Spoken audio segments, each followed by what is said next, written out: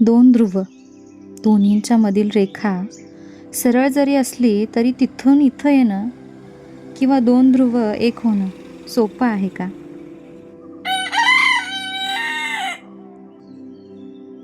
आपण शाळेत जायला सुरुवात करतो तेव्हापासून ते शिक्षण पूर्ण होऊपर्यंत आपण एका ध्रुवावर म्हणजे एक ध्येय घेऊन शिकत असतो.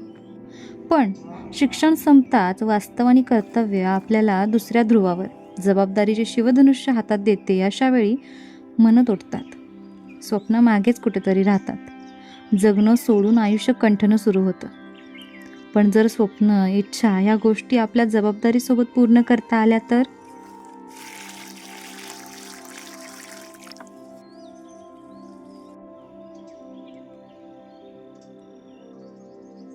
नशिबाने ही संधी आम्हाला देऊ केली आणि आता त्या संधीचं सोनं करणं आमच्या हातात आहे. तुम्हा सर्वांचे आशीर्वाद आहेतच सोबत. गावी राहणं इतकंही सोपं नव्हतं, पण मी पुस्तक वेडी असल्याने प्रत्येक सशक्त सकारात्मक पात्र मला ज्या त्यावेळी सोबत करतात, सावध करतात आणि मार्गही दाखवतात. गावी राहायला आल्यानंतर विसनची दोन ध्रुव ही खूप रिलेट झाली मला. इथं दोन ध्रुव म्हणजे आम्ही दोघं नाही हां, दोन्ही ठिकाणी आम्ही अगदी हातात हात घालून पोहोचलो एकत्र.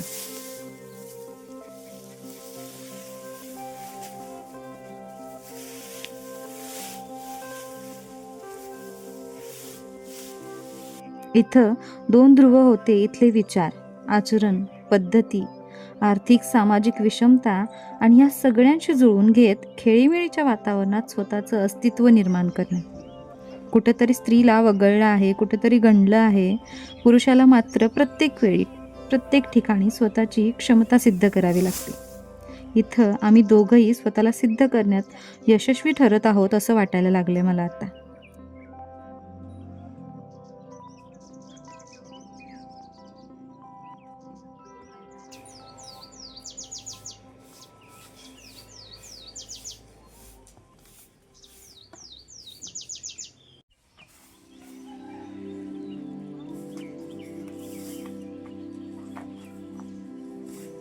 आणि हे कुणाला तरी दाखवण्यासाठी नाही हां, तर स्वतःसाठी.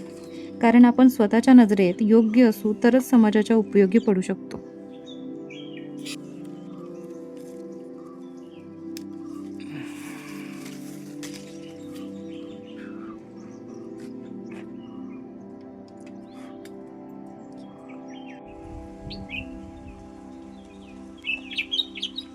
सेंद्रिय पद्धतीने पालेभाज्या, फळभाज्या, शेंगभाज्या आणि थोडीफार धान्य घेतो आम्ही.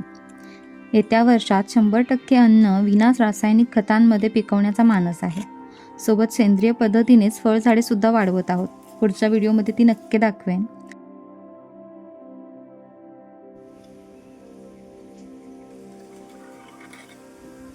नैसर्गिक आणि मानवनिर्मित खूप अडचणी आहेत शेतीमध्ये, पण हरेल तो शेतकरी कसला. जबाबदाऱ्या पूर्ण करत स्वप्नांना आकार देतोय आम्ही. आमची ही स्वप्नच ताकद बनत आहेत. एकत्र कुटुंब, आप्तेष्ट सगळे आहेतच मदतीला. शेतीत प्रत्येक अपडेट, सगळ्यांना उपयोगी अशी माहिती देण्याचा प्रयत्न इथून पुढच्या प्रत्येक व्हिडिओमध्ये करू. तुम्हाला आवडेल का? कमेंटमध्ये नक्की सांगा. चॅनलवर नवीन असाल तर चॅनल सबस्क्राईब करा आणि इन्स्टा पेजसुद्धा फॉलो करा. Bye bye.